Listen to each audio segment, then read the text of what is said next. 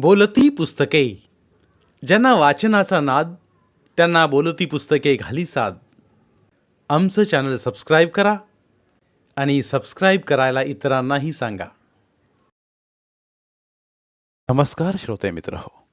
बोलती पुस्तके सादर करत आहे ज्येष्ठ साहित्यिक जयवंत दळवी लिखित कादंबरी सारे प्रवासी घडीचे. प्रकरण 6. नरूच्या आईला वामनदाजींनी ठकवलं नसतं तर कदाचित नरूच्या जीवनाला वेगळंच वळण लागलं असतं. एखादा छोटा धंदा उद्योग करायला त्याला थोडे पैसे मिळाले असते. त्यावेळेचे 200-250 रुपये किरकोळ रक्कम नव्हे. नरूच्या शिक्षणासाठी म्हणून पैसा गोळा करून अनेकदा स्वतःच्या पोटाला चिमटा घेऊन तिने वामनदाजींकडे पैसे ठेवायला दिले होते. पण तिने दमडी सुद्धा ठेवायला दिली नव्हती असं सांगून त्यांनी चक्क कानावर हात ठेवले. ते ऐकून नरूची आई पांढरी फटफटीत पडली. खूप खूप रडली. ठिकठिकाणी वामनदाजींना शिव्या हसडीत गावभर फिरली. पण वामनदाजी मुळीच डरले नाहीत. त्यांना त्याचे काहीच वाटले नाही. मुखी करुणाष्टके घोळवीत ते शांत राहिले. एकदा कलागत लावून देण्यासाठी मी म्हटलं, वामनदाजी, तुम्ही नरूच्या औशीचे पैसे ठकवलास म्हणून ती गाळी घालतासा तुमका. अरे जा जा, कोण म्हणता, आण ती का माझ्यासमोर, असे आव्हान देत ते सज्ज झाले. म्हणून एकदा खरोखरच नरूच्या आईला मी त्यांच्यासमोर हजर केली. वामनदाजी दिसतात, या भडव्यानं माझे पैसे खाल्ल्यान, असे ओरडत तिने शिव्यांची लाखोली व्हायला सुरुवात केली. मला वाटले आता वामनदाजी भडकतील आणि भांडाभांड सुरू होईल. पण तसे काही घडले नाही. सारे मनोविकार जिंकलेल्या साधू पुरुषासारखे ते शांत राहिले. तू लागा तितकी बडबड, माझ्याकडे वाकड्या डोळ्यांनो बघूची छाती नाही कोणाची, समजला, असे निर्लज्जपणे सांगून, समर्थाची या सेवका वक्रप आहे, असा सर्व भूमंडळी कोण आहे, ही समर्थ उक्ती त्यांनी ताडकन तिच्या तोंडावर फेकली आणि ते तरातरा अंगणात आले. समोरच्या झाडापाशी गेले. मला वाटले ते काठी मोडून घेतील आणि मारामारी होईल. पण तसे काही झाले नाही. त्याने रंडाचे एक पान खुडले आणि ते टाळूवर ठेवून ते तडक घरात गेले. ते पुन्हा बाहेर आले नाहीत. वामनदाजी हे आमचे शेजारी. आमच्या घराशेजारीच त्यांचे घर. अक्षरशः वाटेवरच त्यांचे घर होते. त्यामुळे आमच्या घरी कोण येतो आणि घरून कोण जातो याचा संपूर्ण तपशील त्यांच्या आणि वामनदाजींच्या पत्नी वैनीबाई यांच्या खाती नमूद असे. वामनदाजींची दृष्टी तशी धार्मिक असली तरी ती चोंबडी होती. श्लोक, अभंग, ओव्या वगैरे पुटपुटताना सुद्धा त्यांची तीक्ष्ण नजर घारीसारखी चौफेर गरगरायची. त्यांची हयातच मुळात जकात खात्यात गेलेली. त्यामुळे सर्वत्र चौकस नजरेने काहीतरी शोधित बसण्याचे त्यांना व्यसनच होते. ठिकठिकाणच्या नाक्यावर बदल्या करून घेत अखेरला पेन्शन घेऊन ते घरी स्थायिक झाले होते. आपले घर कायम उघडे राहिले पाहिजे, घरातल्या देवापुढे सतत दिवा पेटला पाहिजे म्हणून आपल्या नोकरीच्या काळात त्यांनी वैनीबाईला कधी आपल्याबरोबर नेले नाही. ती बिचारी वर्षानुवर्षे घरीच असायची. आपल्यापुरते जेवण करून जेवायचे आणि मग रस्त्यावरून जाणाऱ्या येणाऱ्या प्रत्येकाची चौकशी करीत वेळ घालवायची. वर्षाकाठी महिन्याची रजा काढून वामनदाजी घरी यायचे तेवढेच. पण त्या एका महिन्यात म्हणा, अगर पेन्शन घेऊन ते स्थायिक झाल्यानंतर म्हणा, त्या दोघांचे कधी पटले नाही.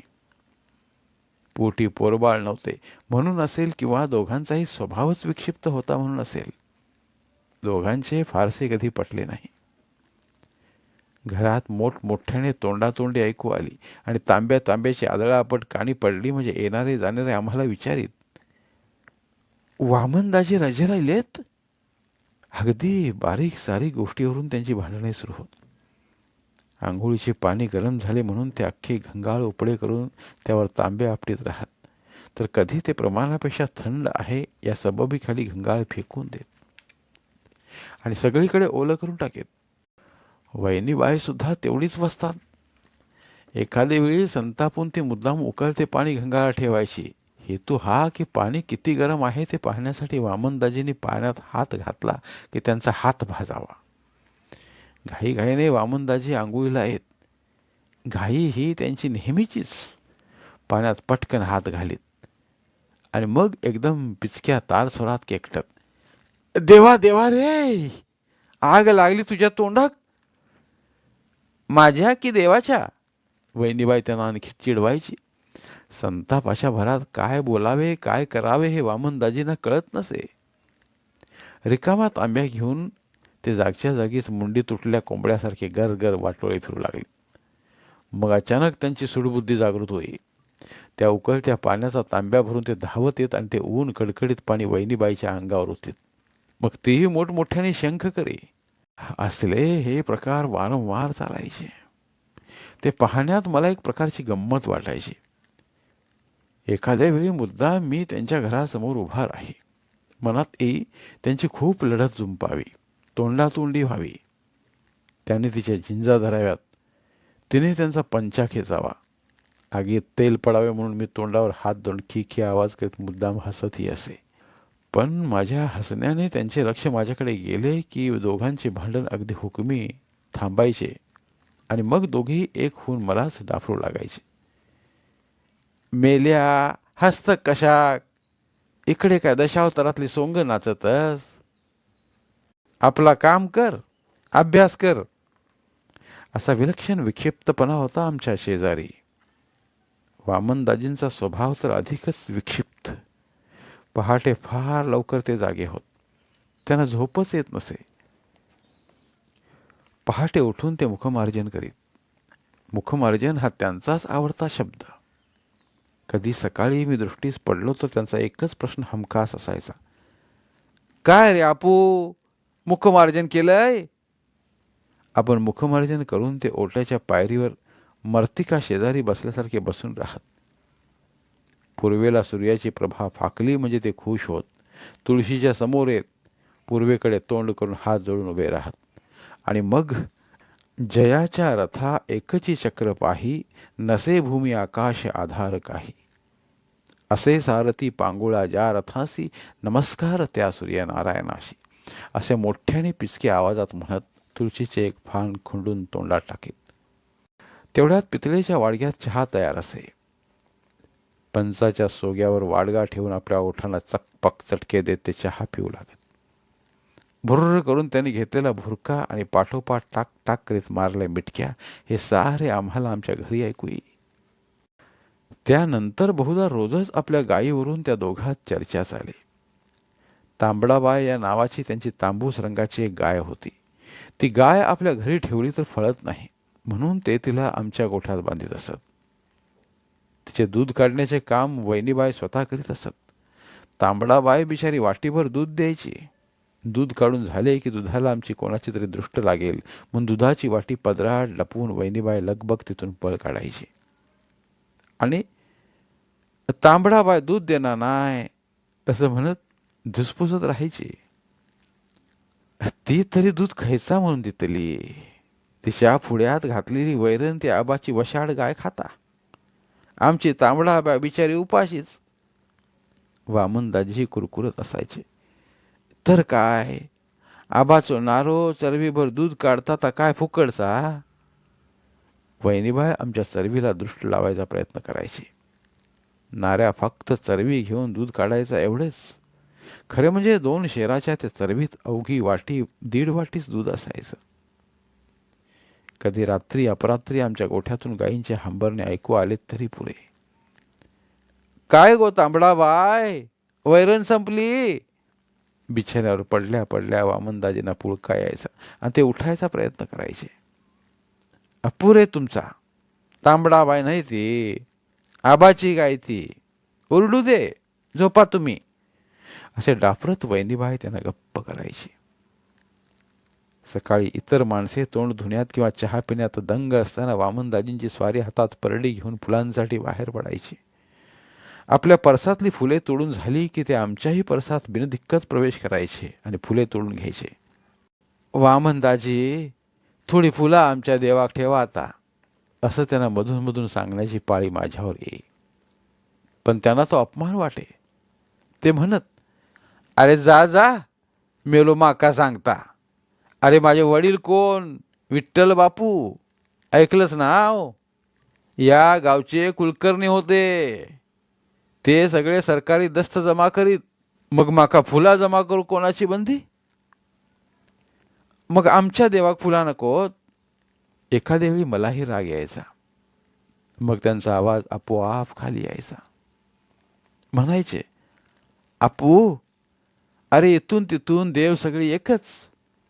तुझो देव काय आणि आमचो देव काय, सगळी एकच. एकाच देवाचे अनेक रूपा. असो चिडू नको रे बाबा. मुखी राम नाम ठेव. काय समजला? मुखी राम नाम ठेव. एवढा लांब लचक उपदेश करून मग एखादे कडवे ते माझ्या तोंडावर फेकीत. श्री स्वामी तू रामपूर्ण प्रतापी, सुखादास पाही सदा शीघ्र कोपी.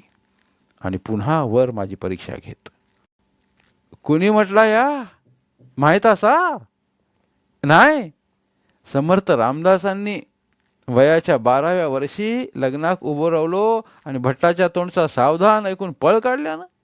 नाहीतर आम्ही लग्न करून मोकळे आहे. पुढे रामदास स्वामींनी टाकळीक जाऊन गायत्री पुरच्चरण केलं. म्हणजे काय केलं? तर जाव मठ देवळा स्थापन करीत तीर्थयात्रा केली. आणि आम्ही काय केला? केली आम्ही तीर्थयात्रा. आम्ही आयुष्यभर या जकात नाक्यावरसून त्या जकात नाक्यावर गेलो. दुसरा काय केला? या बडबडला कंटाळून मी म्हणत असे, ताजाव तुम्ही फुला काढूचे बंद करा. पुरे पुरे. अरे मिळली फुला ती खूप झाली. उगीच भारोभार फुलं तरी काय करायचे असतात?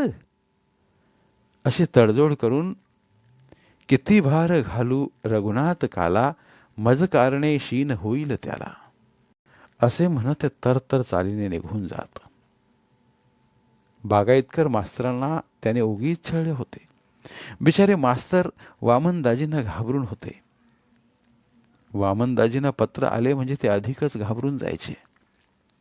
बागायतकर मास्तर हेडमास्तर असताना पोस्टमास्तरही होते.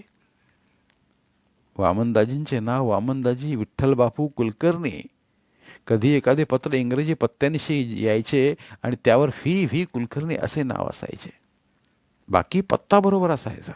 पण ते पत्र दिले तर वामनदाजी ते घेत नसत. माझं नाव डब्ल्यू कुलकर्णी, माझं नाव व्ही कुलकर्णी नाही असं सांगून ते पत्र स्वीकारायला स्पष्ट नकार देत असत. अर्थात कार्ड असले तर ते संपूर्ण वाचून परत देत. न स्वीकारल्या पत्राचं करायचं काय? इसम गावात आहे, त्याचा पत्ता बरोबर आहे, तो पत्र घेत नसेल तर काय करायचे हे बागायतकरांना माहीत नव्हते. याबाबतीत खुलाशासाठी वरिष्ठांना लिहावे तर वरिष्ठ म्हणतात त्यांच्या पोटात गोळा उठायचा. त्यामुळे व्ही कुलकर्णी या नावाने पत्र आले की ते अक्षरशः घाबरून जात. पण पुढे त्यांना कोणीतरी युक्ती सुचवली आणि मग प्रत्येक फीला एक तिरपी रेषा जोडून ते फीचा डब्ल्यू करीत आणि ते पत्र वामनदाजींना देत. व्ही कुलकर्णी असा पत्ता असलेले पत्र आपण घेतले तर डब्ल्यू कुलकर्णी मेला अशी सरकारची कल्पना होईल आणि पेन्शन बंद होईल अशी वामनदाजींना भीती वाटायची. दर महिन्याच्या 1 तारखेला पेन्शन घेण्यासाठी ते तालुक्याला जात असत. आदल्या दिवशी तेलाच्या मोटारीत एक सीट सांगण्याचे काम माझ्याकडे असे. महिन्याच्या शेवटल्या दिवशी न चुकता तो ओट्यावर मुसळ उभे केल्यासारखे उभे राहत माझी वाट बघत. ये आपू, लक्षात असा ना, उद्या आमचो पेन्शनीचो दिस, एक शीट सांग. बाजारातून परत यायच्या वेळी सुद्धा ते तसेच उभे राहत. आपू, सांगितलंय माशीट? सांगली हो. टाइम काय? तिथ्यार्थी किती वाजता येतली? 7:45. छा, मेल्याने टाइम सुद्धा खायचो काढल्याने. बरं जाओ. 1 तारखेला छोटी पत्र्याची बॅग घेऊन वामनदाजी बाहेर पडत. त्या बॅगेवर त्यांचे संपूर्ण नाव रंगविले होते. श्रीयुत वामनदाजी विठ्ठल बापू कुलकर्णी, रिटायर्ड एक्साइज इन्स्पेक्टर. याशिवाय बॅग हरवल्यास ती पुढील पत्त्यावर परत करावी अशीही सूचना होती. आणि पुढे कळस म्हणजे वाचता येत नसल्यास ज्याला ही बॅग सापडेल त्याने वरील मालकास समक्ष भेटावे. असाही लेखी मजकूर निरीक्षरांसाठी होता. वस्तुतः ती बॅग घेऊन जाण्याचेच मुळी कारण नव्हते, कारण ते सकाळी जात आणि संध्याकाळच्या सर्व्हिसने परत येत. पण प्रवासाला निघायचे म्हणजे सामान सुमान हे हवेच, या एकमेव कल्पनेने ते बॅग बरोबर घेत असत. बरोबर 7:45 वाजण्याआधी 5 मिनिटे ते गावच्या तिठ्यावर हातात बॅग घेऊन उभे राहत आणि 7:45 वाजले म्हटले मग कमालीचे अस्वस्थ होत. भडवे माजलेत, टायमाची पर्वा नाही. एक टाइम सांगितले, दुसऱ्या टायमाक येतील, असं म्हणत ते जागच्या जागी अस्वस्थपणे गिरट्या घालू लागत. पण आजच्यासारखीच त्यावेळी सुद्धा सर्व्हिस गाड्या वेळेवर येण्याची प्रथा नव्हती.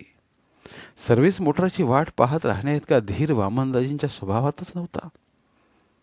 5 मिनिटे उशीर झाला की पुरे. समोरून जाणाऱ्या एखाद्या झिरग्याला ते हाक मारीत, ए सावळ्या, इकडे ये, त्या तेलाची मोटर येतली. पेन्शन आणू चाललास? कुल्यावर पाणी घाल म्हटला तर पाणी घाल, लोंबता काय म्हणून विचार नकोस, समजला? तेलाची मोटर येतली.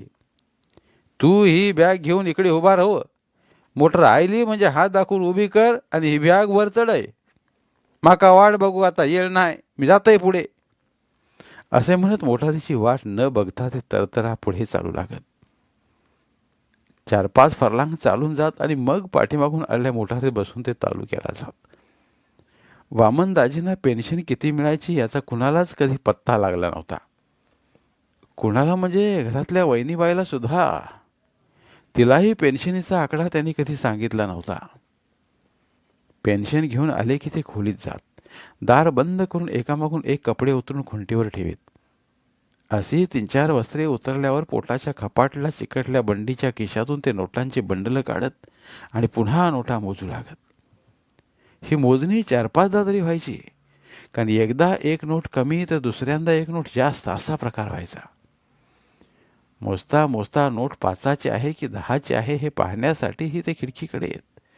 पण तेवढ्यात मी किंवा आमच्या घरचा दुसरा कोणी नजरेत आला तर लगेच पाठ फिरून उभे राहत. या खिडकीतून येणारा उजेड त्यांना असा महिन्यातून एकदाच उपयोगी पडे. धन्यवाद. उर्वरित कादंबरी पुढील भागात.